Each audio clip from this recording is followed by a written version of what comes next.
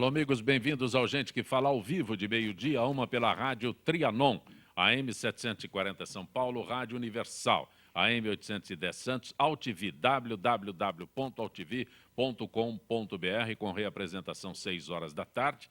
Estamos também na TV Guarulhos, 23 horas 30 minutos, canal 20 OHF, canal 3 da NET em Guarulhos. Nosso site www.gentequefala.com.br, nossa página Facebook /programa Gente que Fala, o Twitter @Gente que Fala M, o WhatsApp é São Paulo 11 974012235, chat no site da AltV, ainda um telefone que fica à sua disposição é de São Paulo 11 5052 6622. Hoje, sexta-feira, 12 de junho, dia dos namorados, dia de abraçar sem pressa de soltar, de perder a respiração, de compartilhar carinhos, conversas e brincadeiras. É dia de surpresas, romances, sonhos e aventuras. Dia de estar com quem se ama e não deixar o amor passar. Para todos os namorados, nossos parabéns, votos de muitas alegrias no dia de hoje. No Gente que Fala, um programa diferente, com convidados que vieram de Brasília para tratar de um assunto bastante sério: o esclarecimento dos crimes do Brasil. Na mesa, perito criminal Bruno Teles. Prazer tê-lo aqui, Bruno. Boa tarde, Zancopé. É um prazer estar aqui no seu programa. Você é presidente da associação, o que é a ABC?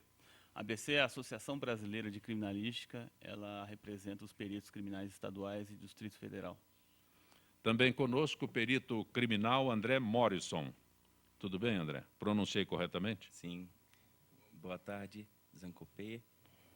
Boa tarde, ouvintes, telespectadores. O que é a APCF? A APCF é a Associação Nacional dos Peritos Criminais Federais. Ela representa a categoria de perito criminal da Polícia Federal. E você é presidente? Sou presidente da associação. Ok. Também conosco Daniel de Menezes. Prazer tê-lo aqui, Daniel. Prazer meu, Zancopé.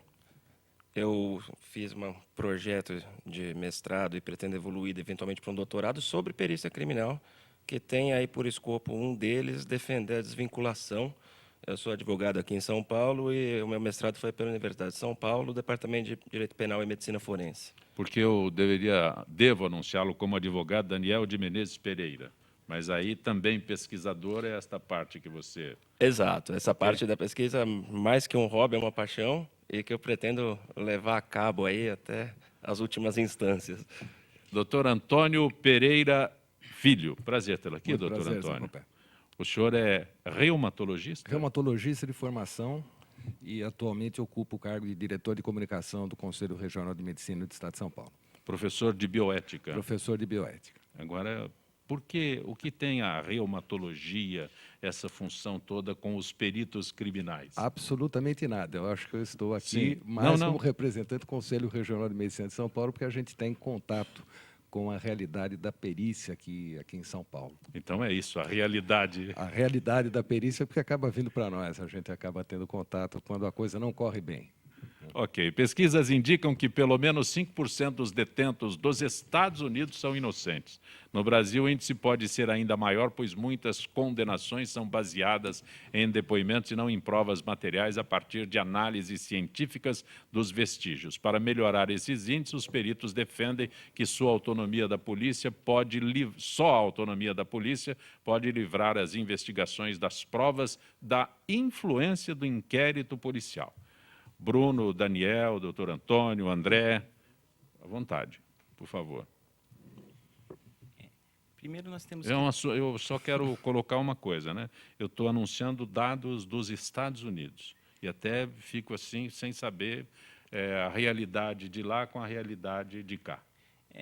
Os Estados Unidos, eles têm uma entidade não governamental que tem um projeto chamado Innocence Project, que tem por objetivo fazer revisões criminais, e verificar aqueles casos, principalmente em que há condenados que foram condenados simplesmente por testemunhos, sem provas materiais. Nessa ótica, esse projeto já identificou mais de 300 pessoas condenadas injustamente, que eram inocentes. Por exemplo, eu posso citar aqui no Brasil, o caso do senhor Israel, um caso que aconteceu no sul do país, que ele foi condenado também meramente por testemunhos, passou 5 anos preso e hoje está sofrendo um processo de revisão criminal. Por quê?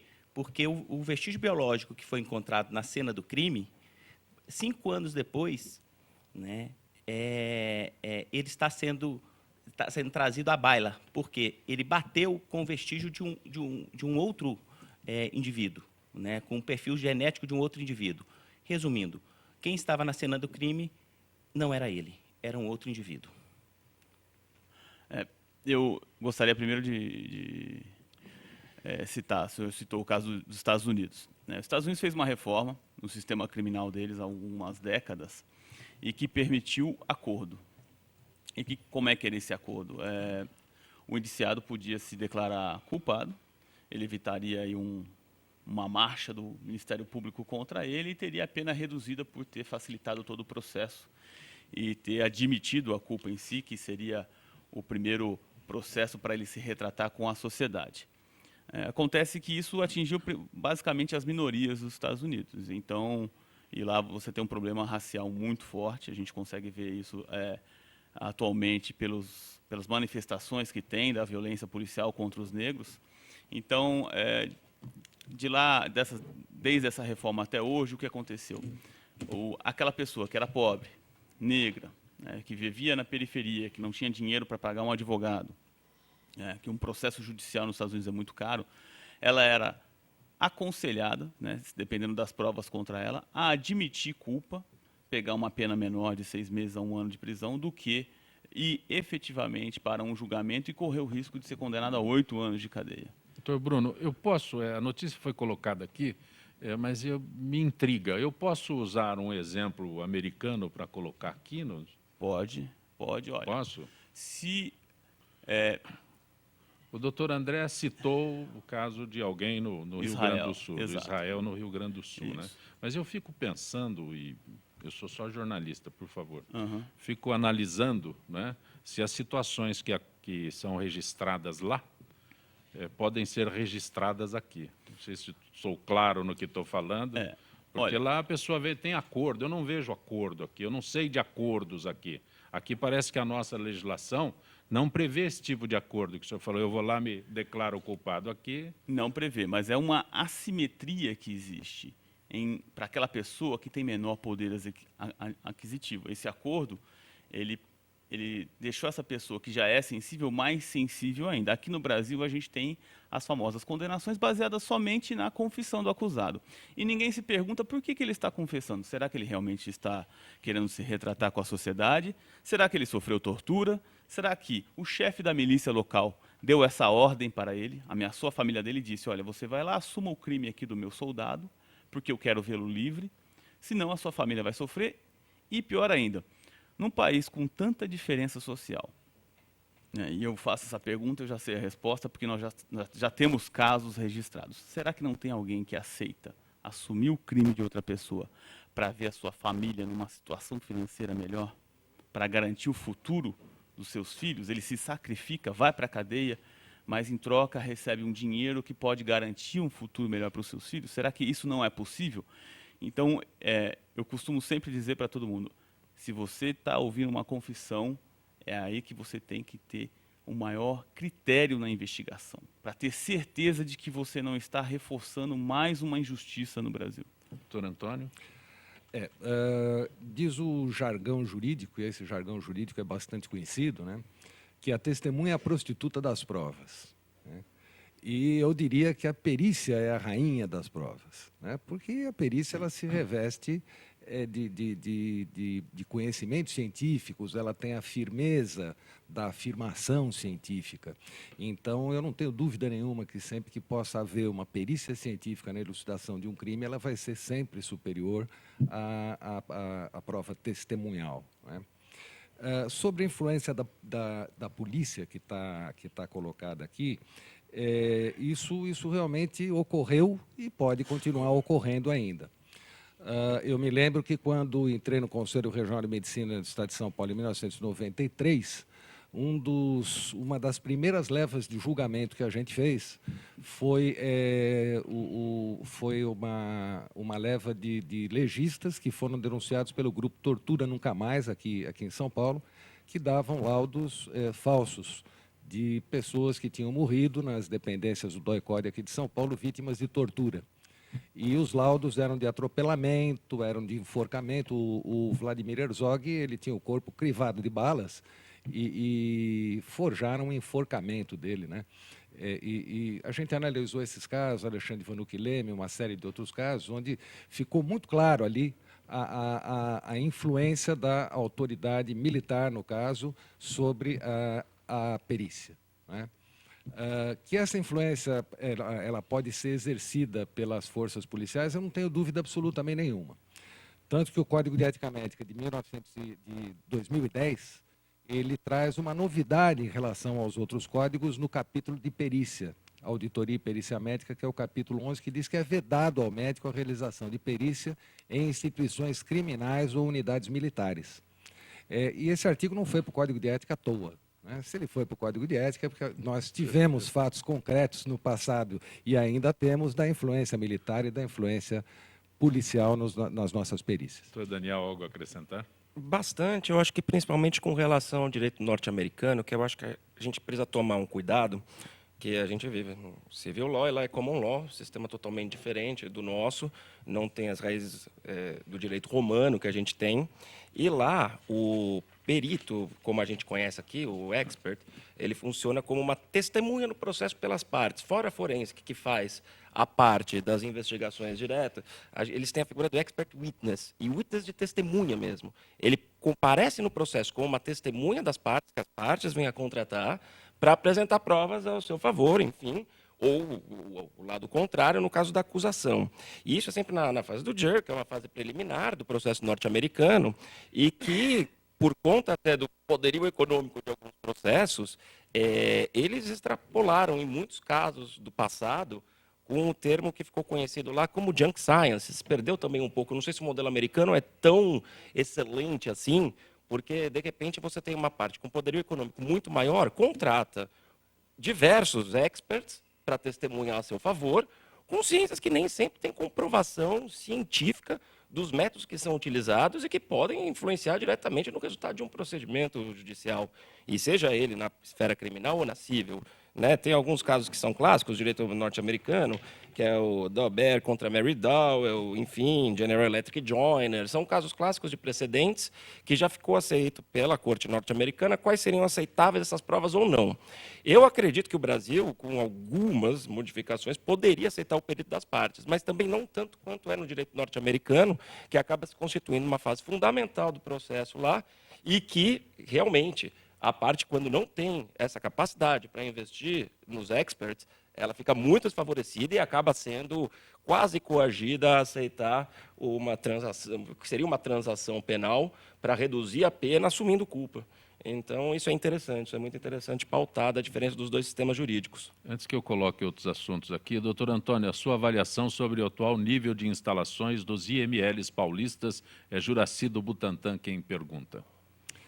Eu acho que o Juraci, ele enfiou o dedo na ferida, né? Ele me propicia falar, pelo menos, do meu estado aqui de São Paulo. Eu diria que nós temos duas ilhas de excelência, viu, Juraci? Nós temos aqui o nosso IML central aqui de São Paulo e nós temos Ribeirão Preto. Ribeirão Preto está muito bem equipado, inclusive foi o primeiro IML do interior e que naquela época, 1950 e pouco, ele coordenava todos os IMLs do interior do estado de São Paulo todo, e ele continua ainda um IML bastante eficaz, e até por estar ligado à Universidade de São Paulo, assim como o nosso IML central aqui de São Paulo também está ligado à Universidade de São Paulo. O restante, nós temos 70 equipes médico-legais em São Paulo, espalhadas por todo o estado, né, nas principais regiões, com sede nas principais cidades de cada região. Lamentavelmente, o que eu poderia dizer é que são unidades absolutamente sucateadas, onde falta tudo, falta até equipamento de proteção individual. Equipamento de proteção individual é luva, máscara, gorro, bota para estar fazendo as necrópsias, né? E a coisa melhora um pouquinho, Zancopé, quando o IML tá ligado a uma faculdade de medicina. Então, São José do Rio Preto está ligado à Faculdade de Medicina, Araraquara agora tem Faculdade de Medicina, Santos tem Faculdade de Medicina. Então, esta parceria com as faculdades de medicina, onde elas existem, melhora um pouquinho o nível do IML. Doutor Antônio, nós temos 600 e tantos municípios no estado de São Paulo. Existe uma determinação para que determinação para determinado é interessante, mas existe uma determinação para que aquele município que tem uma população obrigatória, uma população de 100 mil habitantes, estou dando o número porque eu não conheço, estou citando um número, chutando um número, algum município que tenha 100 mil habitantes seja obrigado a ter um instituto, alguma coisa nesse sentido, ou é aquele negócio, como o senhor citou, próximo de Araraquara, leva tudo para Araraquara, o que era uma situação normal antigamente? Não tem assim um número matemático que diga acima de tantos habitantes vai ter um IML ou vai ter um SVO. O que é o SVO? O Serviço de Verificação de Óbito. É uma análise dos óbitos naturais não violentos. Tá? Óbitos naturais, óbitos de causas naturais, ou seja, doenças que morreram sem esclarecimento. Esses vão para o Serviço de Verificação de Óbitos. O Instituto Médico Legal ele cuida das causas violentas, ele cuida das mortes por causas externas, que a gente chama causas violentas. O serviço serviço de verificação de óbito melhorou um pouquinho nos últimos anos por interferência do governo federal. O que o governo federal fez? Criou uma verba específica para os SVOs, repassa essas verbas para as prefeituras, e as prefeituras é que individualmente tocam o serviço do seu serviço de verificação de óbito. Desaparece aí. Não Pode quero ser, constrangê-lo, mas pode ser que desapareça. como jornalista, o senhor deu o caminho. Ou aqui. pode ser que não vá totalmente para o serviço de verificação de óbito. Então, nós temos duas unidades distintas. Perfeito. Uma ligada à Secretaria de Segurança, que são os IMLs, né, com 70 equipes médicos legais no estado de São Paulo, e os serviços de verificação de óbito, que estão muito mais ligados ao município. Tá? Perfeito. Quando eu disse desaparece, não é no sentido de alguém pegar o dinheiro. É que essa Constituição nossa, que é municipalista, Sim. não oferece aos municípios a condição de receber a verba e executar com precisão o serviço que lhe é outorgado. O que eu lhe posso dizer, respondendo ao nosso ouvinte, ao Juraci, é que a constatação na prática é que os serviços de verificação de óbito e os IMLs do Estado estão em estado de penúria. Sim. Estado de penúria. Realmente os colegas nos relatam isso e o Conselho faz as fiscalizações regulares e o que a gente encontra, infelizmente, é uma situação de trabalho muito ruim. Bruno, André, que são peritos, não é? É verdade que menos de 8% dos crimes no Brasil são esclarecidos? Eu tenho aqui a notícia longa, mas eu prefiro ir da mesma forma que essa foi uma... Dr. Antônio e também o Daniel possam participar, mas diretamente a vocês são peritos. É interessante ressaltar o que é um crime esclarecido. Então, nesse conceito, seria um crime que chegou a ser noticiado para o Estado, ser denunciado para a Polícia Civil, em que foi instaurada uma ocorrência, evoluiu para um inquérito policial, o inquérito policial foi encerrado, enviado para o judiciário e lá houve um julgamento e a pessoa apontada como autora foi efetivamente condenada e está sofrendo a punição. Se você levar em consideração todo esse processo, a gente consegue estimar, e considerando toda a gama de crimes que a gente tem no Código Penal, ela é inferior até esse valor, bem menos de 8%. Tá? Alguns crimes sequer são noticiados para a polícia, principalmente aqueles crimes que a gente fala que são do cotidiano e relacionados em que a pessoa que foi agredida ela faz um balanço entre denunciar para a polícia e não denunciar. Por exemplo, um pequeno roubo de celular. Ela fala, nossa, eu vou ter tanto trabalho para registrar essa ocorrência, eu quero evitar essa dor de cabeça, eu compro outro celular amanhã. Ou uma violência doméstica, a pessoa fica pesando em denunciar essa violência para a polícia e sofrer mais a retaliação da pessoa que coabita com ela, que foi a autora da violência doméstica ou não. Então, alguns crimes aí carecem de ser noticiados para a polícia e a gente tem também uma grande demanda para a Polícia Civil, ela não consegue responder tudo. Então, efetivamente, o que chega para a Justiça é bem menor do que 8%. Talvez a gente possa explicar um pouco, né, por que o índice de elucidação de crimes é tão baixo nesse país, sendo que na Europa nós chegamos a ter índice de elucidação acima de 90%. Nos Estados Unidos, acima de 60%, 65% de elucidação, e no Brasil é tão baixo. Porque o nosso sistema de segurança pública, o nosso sistema de persecução penal, ele está ultrapassado. Nós precisamos repensar e precisamos modernizá-lo. É isso que a sociedade precisa, clama. A sociedade clama por uma modernização do sistema de segurança pública. E essa modernização, ela envolve vários fatores, né? Precisamos ter várias medidas. E, com relação à perícia, é líquido e certo, né? A perícia precisa ser fortalecida, né? Por quê? Porque sem um Estado, sem uma perícia eficiente, é um Estado que não faz apuração criminal, que não faz justiça.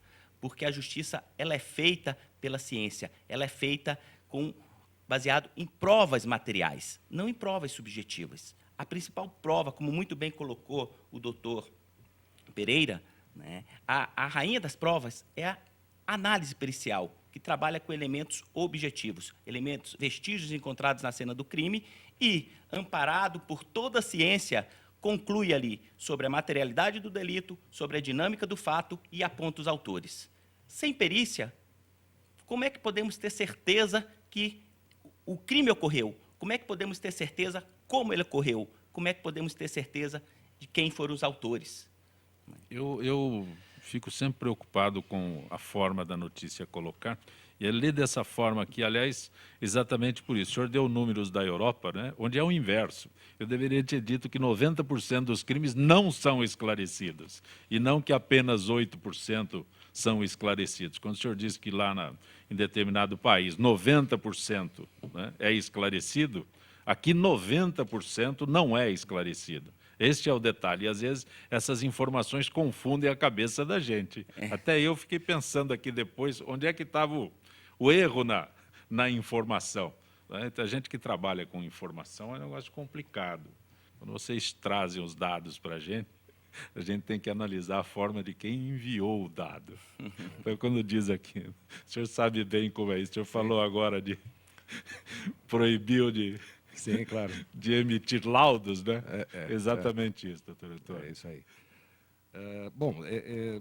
Eu acho que falta, concordo plenamente com o que foi dito pelo doutor André, e eu acho que, na verdade, nós temos dois tipos de problema. Nós temos a organização do serviço, a parte administrativa do serviço de perícias deixa a desejar.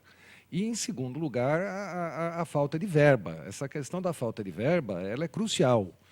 Eu mesmo imaginando que a gente tivesse uma administração perfeita, que a gente tivesse nenhum entrave burocrático, que a gente não tivesse nenhum problema de ordem organizacional, mesmo assim eu acho que nós íamos padecer devido à falta de verbas. Eu vou dar um exemplo simples, para que as pessoas possam me entender. O Estado de São Paulo é o estado mais rico da federação, não é?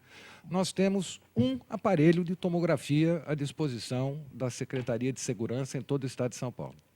Esse estado mais rico da federação... Pode rir.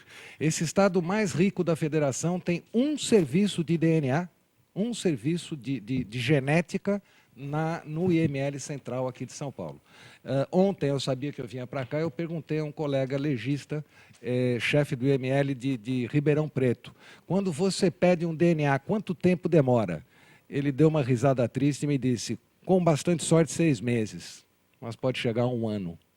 Então, você veja a situação que vive o nosso interior, o interior do estado mais rico da federação, dependendo de um laboratório de genética para o estado de São Paulo inteiro.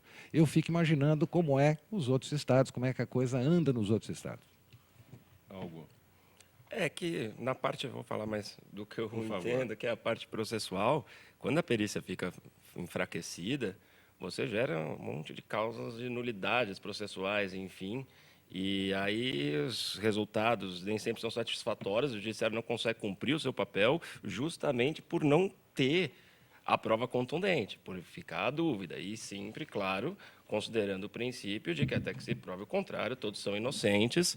E, enfim, embora eu também seja um defensor mais do direito penal mínimo do que do direito penal máximo, a justiça tem que ser feita. Mas eu transfiro para o senhor o que acontece no Mato Grosso, não é? Devido à falta de material para exames periciais de DNA, que o doutor Antônio se referiu, não é? Comprovariam a autoria de crimes de estupro, homicídio e até de corpo de delito, né? O governo culpa o anterior e o pessoal está na rua, simplificando. Os suspeitos estão soltos, são suspeitos, aí fica aquela história, eles são suspeitos, não são condenados, mas estão na rua. Não há como comprovar essa suspeita. Sim, mas é um caso atípico, né? Porque a perícia ela também não é feita só para acusação, ela é feita também para defesa, né? E infelizmente, assim, aqui no Brasil, a tendência é que os menos favorecidos, os menos abastados, fiquem presos, mesmo depois de cumprir pena, por falta, às vezes, de um advogado e etc. É que o doutor Bruno se referiu, e não é há o contrário. É o contrário, né? Eles estarem soltos, no nosso Estado de Direito, é o que tem que ser feito, isso é o correto. Se você não tem a prova contundente, se você não consegue provar a culpa, tem que ficar solto. Sim. Então, a perícia ela atua para os dois lados. Na verdade, ela atua para a justiça. Ela é um instrumento de extrema importância auxiliar da justiça, tanto para você fazer cumprir a lei, quanto para você inocentar, quanto for o caso. Doutor Daniel, no caso do Mato Grosso, o que deixa assim a população estarrecida é que o cidadão passa na rua, aí aqueles que estão próximos falam, aquele cara lá fez isso, está aqui, está na rua. A polícia não pega ele, aí a polícia não faz nada. Este é o resumo do que acontece. O senhor, como bom advogado, já tirou esse pessoal do item suspeita, seria isso? Não, ele é um suspeito, exatamente. Mas se você não consegue produzir a prova de forma eficaz, é um descalabro você manter preso. Então, o sistema jurídico é assim. O que a gente tem hoje, pelo menos, ele é assim. Por mais que a população sinta insegurança, também vamos combinar que o sistema carcerário ele é terrível e não tem uma forma de você inserir ele na sociedade de uma forma que ele volte a ser um cidadão que esteja produzindo, etc. Acaba virando uma escola de crime. Então, fica muito difícil. Se não tiver uma reforma completa, não só com tocante à perícia, mas como todo o sistema penal, isso, por enquanto, é o certo que acontece no Mato Grosso, por incrível que pareça. Você está acompanhando Gente que Fala pela Rádio Trianon, AM 740 São Paulo, Rádio Universal, AM 810 Santos, AltV, www.altv.com.br, também TV Guarulhos, 11h30 da noite, canal 20 UHF, canal 3 da NET em Guarulhos. Retornaremos em instantes.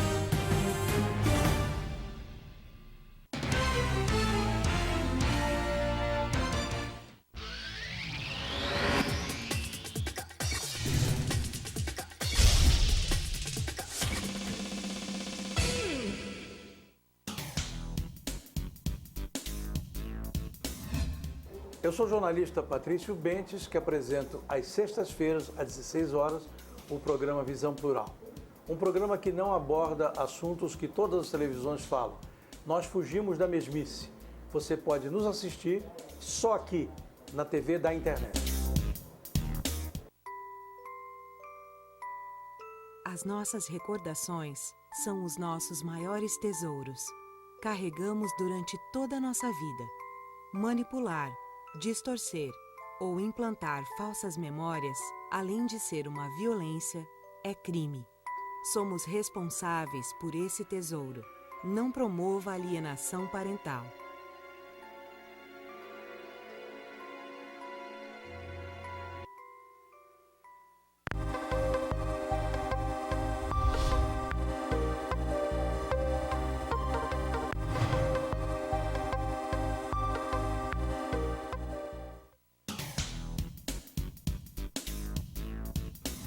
Sim, meus amigos, muito prazer, sou Sérgio Oliveira e estou aqui para lembrar vocês que toda segunda-feira, 9 horas da noite, eu estou aqui na TV da internet com o Futebol Alternativo TV.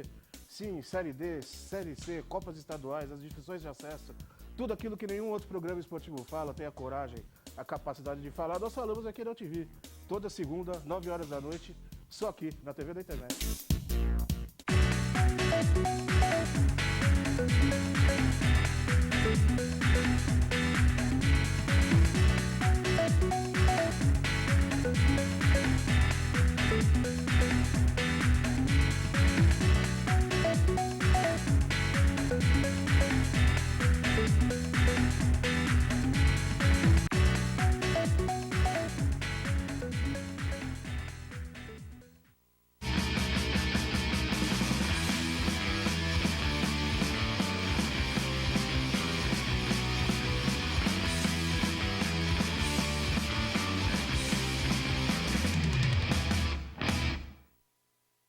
Tudo tem a ver com alguma coisa.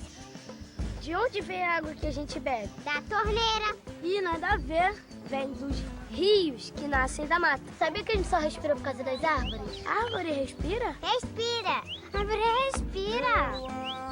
E o que você tem a ver com isso? Meu ar. Minha água. Minha árvore. Meu ambiente. Mata Atlântica! SOS Mata Atlântica. Mais 25 anos.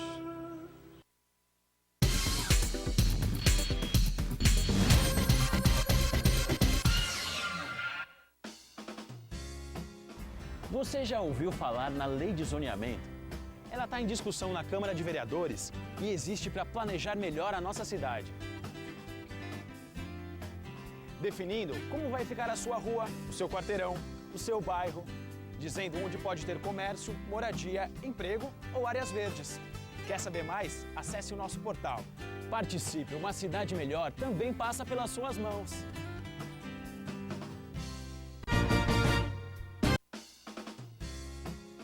Você já ouviu falar na Lei de Zoneamento? Ela está em discussão na Câmara de Vereadores e existe para planejar melhor a nossa cidade. Definindo como vai ficar a sua rua, o seu quarteirão, o seu bairro, dizendo onde pode ter comércio, moradia, emprego ou áreas verdes. Quer saber mais? Acesse o nosso portal. Participe, uma cidade melhor também passa pelas suas mãos.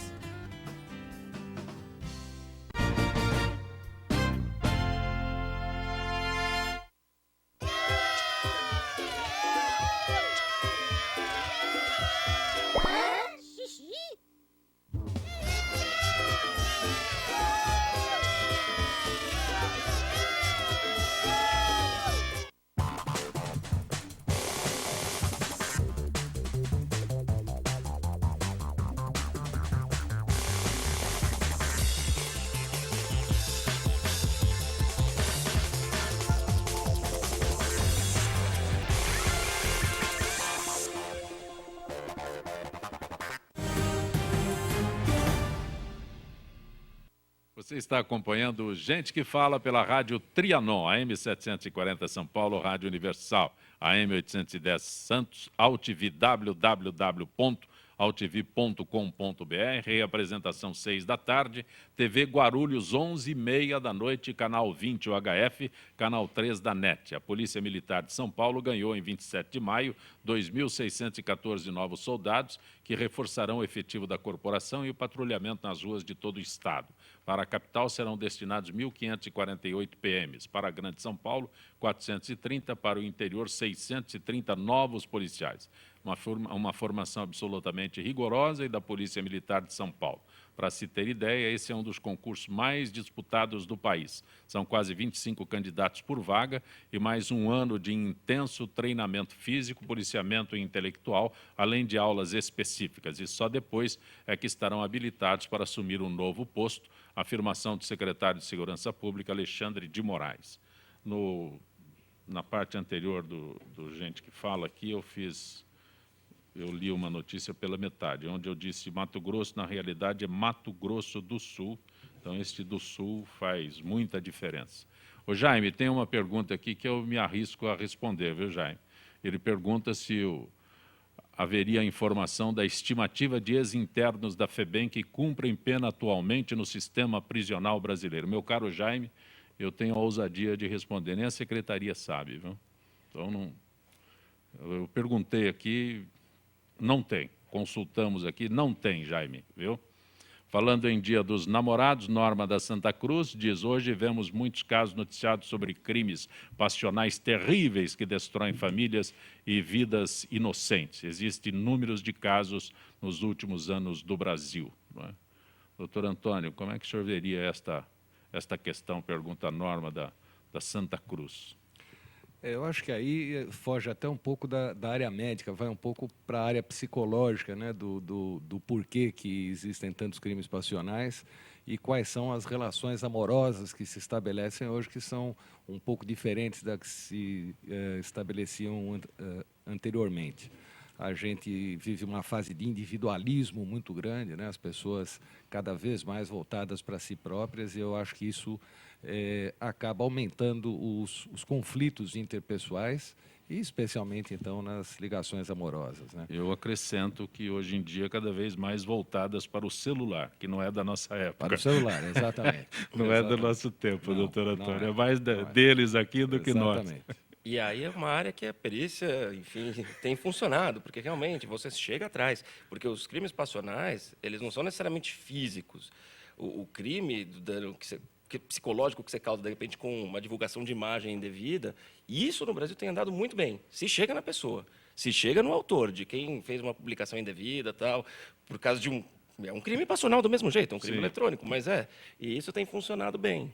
Isso dificilmente tem passado impune. Tem uma nova doença agora, viu, Zé Copé?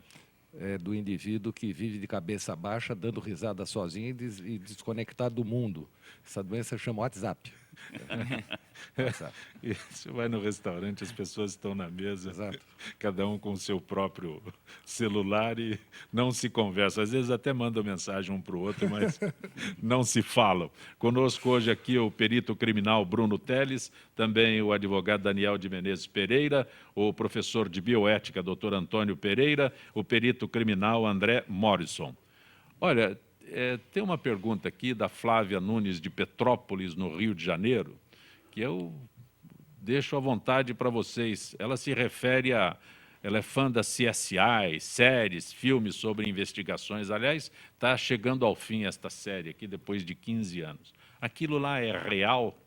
Doutor Bruno, Daniel, doutor Antônio, André, é real aquilo? Olha, primeiro, eu gostaria de fazer uma colocação, né, para que entendam que a formação, né, do perito criminal brasileiro, ela é tão boa quanto a formação dos peritos dos melhores países do mundo. Né? O que nós carecemos aqui é, muitas vezes, de uma autonomia, né, administrativa, uma autonomia da gestão da perícia. Né? Então, deixo a ouvinte, né, tranquila de que tem um bom corpo de peritos no país. E o Brasil também, a Polícia Federal, ela, no início do século, desse século, há uns 10 anos atrás, foi um projeto de investimento pesado para a Polícia Federal, de 400 e poucos milhões de dólares, né, que vigorou até 2009 e fez com que a Polícia Federal se equipasse como um todo. Né? Já temos aí 6 anos que esse projeto terminou e, a partir daí, sim, os investimentos voltaram a não ser tão satisfatórios, e a preocupação da perícia é que, nessa época, ela aproveitou e se equipou com equipamentos que também tem mundo afora, mas esses equipamentos começam a chegar num período de vida útil. Esses equipamentos têm uma vida útil, né, e que precisa ser renovado. Com relação ao CSI, uma vez eu vi uma reportagem que eu achei bastante interessante. Fizeram essa pergunta para um perito de Nova York. Nova York, nós conhecemos, tem uma das melhores perícias. Também tem o CSI New York. Dos melhores polícias do mundo, o índice de criminalidade bastante reduzido ali. E ele deu uma risada. E ele falou, olha, o CSI, ele tenta pegar a realidade da perícia, mas, cientificamente, ele extrapola em alguns momentos. Eu até posso citar, eu sou especialista, eu sou engenheiro eletricista, especialista na parte de perícias em imagens. Então, para mim, ficou bastante ícone quando, uma vez, o CSI fez uma identificação de uma pessoa, né, que a imagem foi de uma câmera de CFTV que pegou a imagem do indivíduo refletida na aliança da pessoa. Né? Isso é ficção. Quem sabe um dia, aumentando a resolução das câmeras, a perícia vai conseguir, mas é uma ficção. Eu tive a oportunidade de falar com peritos dos Estados Unidos, aposentados forenses de lá, e eles auxiliam hoje esses programas de CSI. E eu falei, olha, vocês estão causando um grande problema para a gente aqui, porque todo mundo espera que um exame de DNA saia em 30 minutos. A gente sabe que só a preparação da amostra é um dia inteiro. Pergunta para o doutor Antônio aqui. Você tem um backlog e tudo mais. Ela fala assim, olha, eu tento falar com os diretores do programa, mas eles falam que se a gente não fantasiar, se a gente não contar uma mentirinha que mexa com a imaginação, a gente perde o telespectador. Né? E outro ponto que eu falei é o seguinte, não, e vocês também passam que a nossa vida é como se só nós pegássemos os casos dos crimes mais complexos do mundo. Né? Eu costumo dizer que a vida de perito é muito parecida com a vida de um médico num consultório. Antes de pegar um caso complexo, ele curou muito resfriado, pegou muito caso simples. E até porque as pessoas, quando vão cometer esses crimes passionais, elas não se elaboram muito, não. É violência pura. Né? E às vezes fica até fácil você comprovar a autoria. Fácil até demais, né? Você pega uma experiência na casuística e você já vai direto naqueles pontos que você sabe que vai encontrar DNA, que a pessoa onde escondeu ou jogou a arma do crime, as provas, as mensagens de ameaça no celular. Outro dia eu cheguei num local de violência doméstica e eles tinham aberto uma embalagem de bombons, a caixa de bombons, e um monte, lá no cabeçário superior, um monte de mensagens de amor. E a pessoa, antes de cometer a violência, tinha ameaçado diversas vezes escrevendo embaixo. A mulher dizendo o que ia fazer. Eu recolhi aquilo, levei para o laboratório e a letra deu compatível com o suspeito. Né? Então, eles se entregam muito. E eu falo assim, aí vocês ficam passando que a gente demora às vezes anos para a gente pegar um caso complexo desse e se satisfazer, né? Aquela coisa que dá o desafio, e vocês ficam passando que isso é todo dia que a gente pega. Mas eu acho que a TV tem um pouco dessa... coisa de mexer com a imaginação. É ficção, né? Mas o senhor teve lá na série? Não, eu não tive na série, mas assim, tanto CSI, quando você pega um Criminal Minds ou um Law and Order, é claro que é romantizado demais. Né? No direito mesmo você não tem aqueles julgamentos também, então até tem um ou outro que se destaca, mas eles puxam sempre para o limite do entretenimento. Como entretenimento é sensacional, mas como ciência é bem questionável. Tem uma série que ela já acabou, eu acho que ela acabou justamente porque o CSI tirou todos os telespectadores, chamava Medical Detectives. E ela era mais, bem baseado como se fosse um documentário, e bem chato. É a vida do perito, bem chato, até que você acha aquele ponto que é irrefutável, aí você fala, pronto, resolvi o crime, vou expedir o laudo, cumpri meu dever. Antes que eu passe por um assunto que eu gostaria que o senhor esclarecesse, quem pode responder ao Fábio da Moca, a diferença entre legista e perito?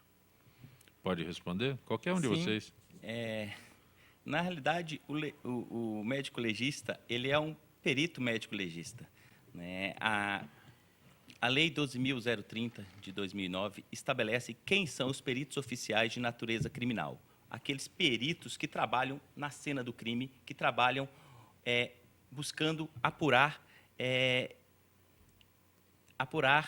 crimes, né, a parte criminal, que é o perito médico-legista, o perito odontolegista e o perito criminal. Na realidade, todos são peritos de natureza criminal. Os peritos têm, o senhor disse que é engenheiro eletricista. Pois é, dentro da Polícia Federal... engenheiro elétrico, não é isso a terminologia que... Eletricista, o pessoal normalmente fala engenheiro elétrico, mas é engenheiro eletricista. Já vão pedir para o senhor arrumar as tomadas aqui. Brincadeiras à parte. Mas tem uma especialização tua dentro da área de perito. Tem. O perito médico legista... Bruno também tem? Tem, eu sou engenheiro mecânico e aí eu me especializei em algumas áreas, em trânsito e engenharia legal. Desculpa interrompê-lo, mas eu queria esclarecer isso. O perito médico legista é uma das especialidades da perícia. Sim. Eu sou engenheiro eletricista e eu trabalho com perícias que envolvam equipamentos e sistemas eletroeletrônicos. Né? Por exemplo, esses equipamentos de clonagem de cartão, isso é uma especialidade minha. Né? Então, nós podemos o quê? Através de um equipamento de clonagem de cartão, olha a importância da perícia, é um bom exemplo da atuação para que os ouvintes percebam. Né?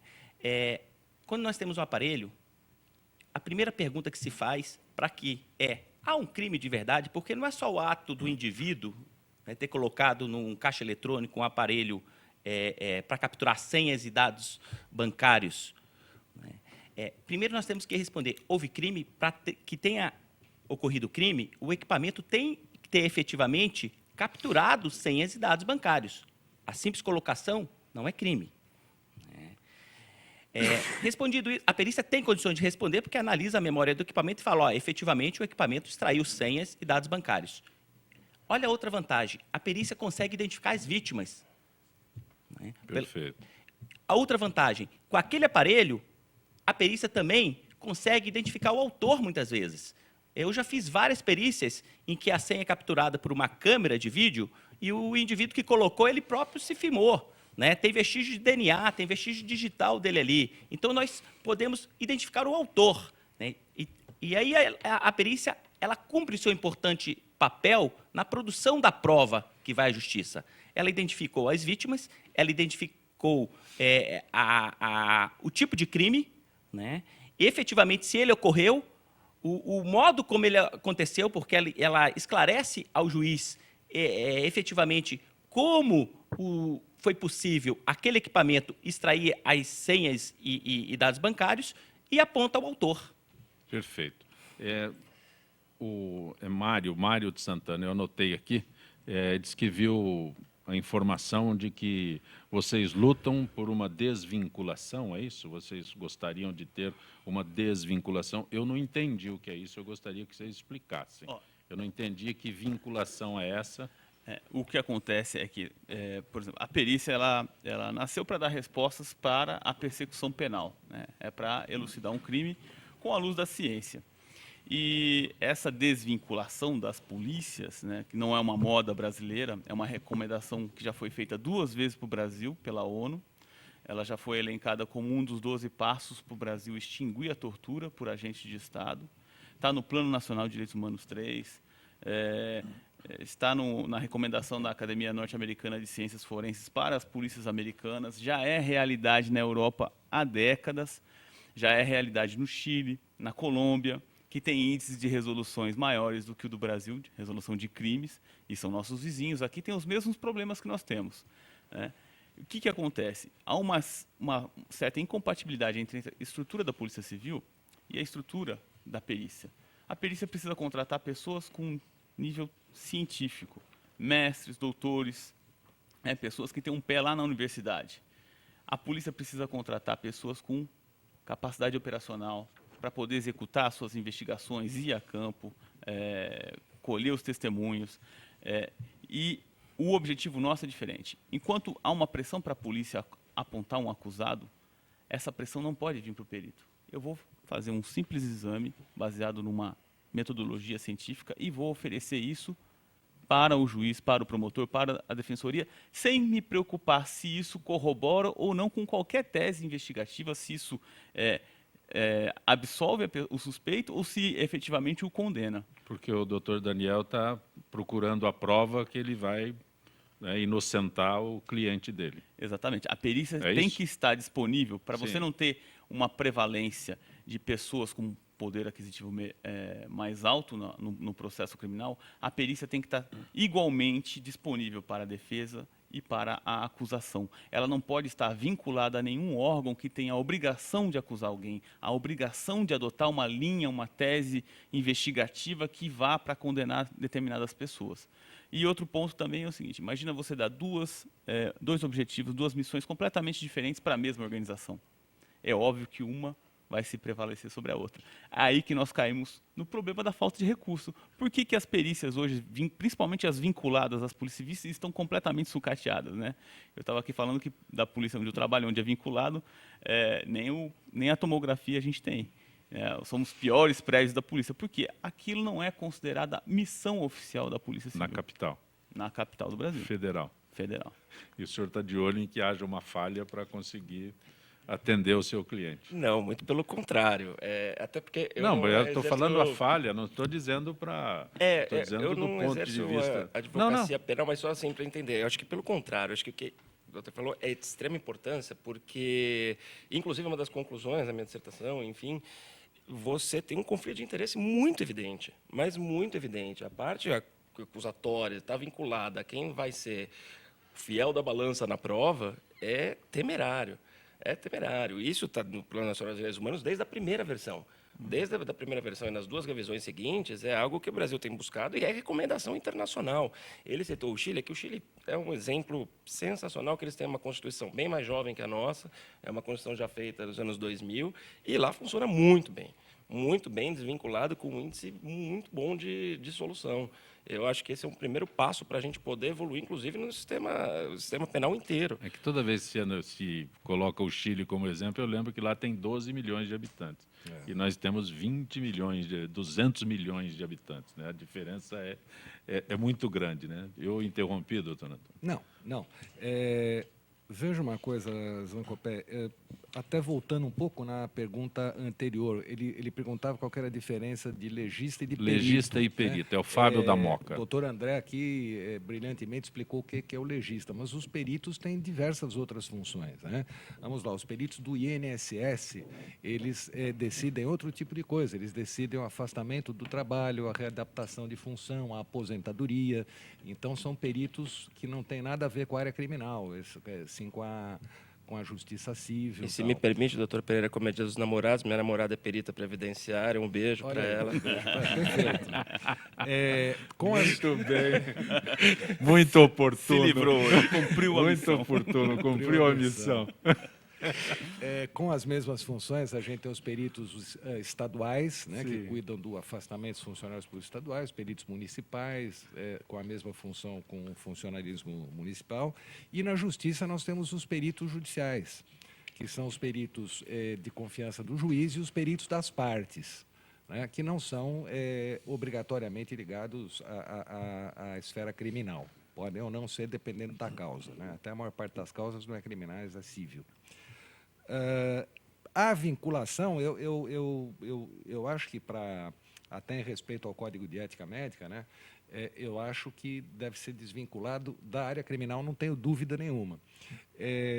Das outras perícias, eu, por exemplo, quando fui perito do Estado, o meu departamento de perícias médicas era ligado à Secretaria de Administração, porque era muito mais afim o que a gente fazia com a administração do que com a segurança pública ou com a saúde. Da área criminal eu não tenho dúvida. Agora, das outras áreas periciais, fica um pouco aí de dúvida. Alguns peritos também já falaram para mim, inclusive peritos criminais, que seria uma boa saída uma autarquia federal ligada à justiça, né? Que talvez fosse uma saída alternativa. Eu estou trazendo isso aqui como o senhor que trabalha, o senhor que é de São Paulo, trabalha em São Paulo. São Paulo nós temos uma situação diferenciada do resto do país, porque no país nós temos polícia civil e polícia militar, e aqui nós temos polícia científica. Sim. Até que ponto isso representa uma liberdade entre elas, ou nenhuma? Não, acho que nenhuma. Acho que a polícia científica vem a somar. Eu queria ouvir o Bruno e queria ouvir o André. Eu acho que é uma especialização que acho que vem a somar. Não é bem a minha área, mas eu acho que a polícia científica exerce um papel importantíssimo no esclarecimento, principalmente dos crimes. Né? Principalmente os crimes. No Brasil tem alguns modelos de desvinculação. Então, nenhum deles no Brasil é ligado à Secretaria de Justiça, sempre à Secretaria de Segurança Pública. Então, nós temos um modelo, por exemplo, adotado por Rio Grande do Sul e Santa Catarina, que é o IGP, Instituto Geral de Perícias. É um órgão que faz parte da Secretaria de Segurança Pública, está desvinculado da Polícia Civil, desvinculado da Polícia Militar, responde diretamente para o secretário de Segurança Pública e executa as atividades de perícia. Essa desvinculação que você imagina seria Exatamente. Bom em outros pontos do país também. Isso. Aqui em São Paulo, a gente tem uma desvinculação parcial. O que o governador Mário Covas fez? Ele chegou para a parte de perícia, que é dentro da Polícia Civil, e dotou ela de orçamento próprio. Não é o orçamento ideal que a gente imagina, mas pelo menos é um grande início. E falou o seguinte: olha, agora o chefe dessa área responde diretamente para o secretário de Segurança Pública. Para completar esse ciclo de autonomia aqui, falta apenas uma corregedoria própria. Você não pode estar sobre a corregedoria lá da Polícia Civil, para não haver uma pressão para o perito adotar uma ou outra linha investigativa. E também é chamada de Polícia Civil aqui porque é composta por policiais. Então, é como se fosse hoje um departamento dentro da Polícia Civil, mas responde diretamente para o secretário de Segurança Pública. É o que é possível se fazer hoje, sem contar com uma reforma na Constituição. É por isso que nós lutamos hoje para aprovar uma proposta de emenda constitucional, que está já pronta para ser votada no plenário, e ela institui a figura da perícia oficial de natureza criminal na Constituição brasileira, sobre o artigo 144, que trata aí da segurança pública. Aí sim nós vamos poder regulamentar essa profissão e garantir uma isenção cada vez melhor, uma transparência. Eu acho que falta muito isso no Brasil quando nós vamos fazer algum tipo de investigação. Falta transparência, parece que a polícia não quer prestar contas, o Estado não quer prestar contas de como chegou aquele culpado. Né? A gente não tem tempo para mais nada. Tem 30 segundos, consegue? 30 segundos. Só para fazer um complemento aqui o que o doutor Pereira falou, né? E para que os ouvintes entendam, nós, peritos criminais federais, nós somos policiais federais. A Polícia Federal, todos são da carreira Polícia Federal. E o cargo e o perito criminal é um dos cargos da carreira policial federal. E a polícia científica, como ele colocou, é o que nós exercemos dentro da Polícia Federal. E o que nós estamos querendo hoje, na vertente do que o Bruno falou, é pegar essa polícia científica, essa parte científica, e colocar num órgão paralelo à Polícia Federal, vinculado direto ao ministro da Justiça, para que não paire qualquer dúvida sobre a isenção da perícia criminal. Doutor André Morrison, agradeço a gentileza de ter participado do nosso Gente que Fala. Muito bom. Veio de Brasília para conversar conosco aqui. Obrigado. Da mesma forma, doutor Antônio Pereira, é muito bom tê-lo aqui. Espero que, como é mais próximo, que retorne mais vezes. É só convidar, Zancopé. Muito obrigado e a todos os seus ouvintes uma boa tarde.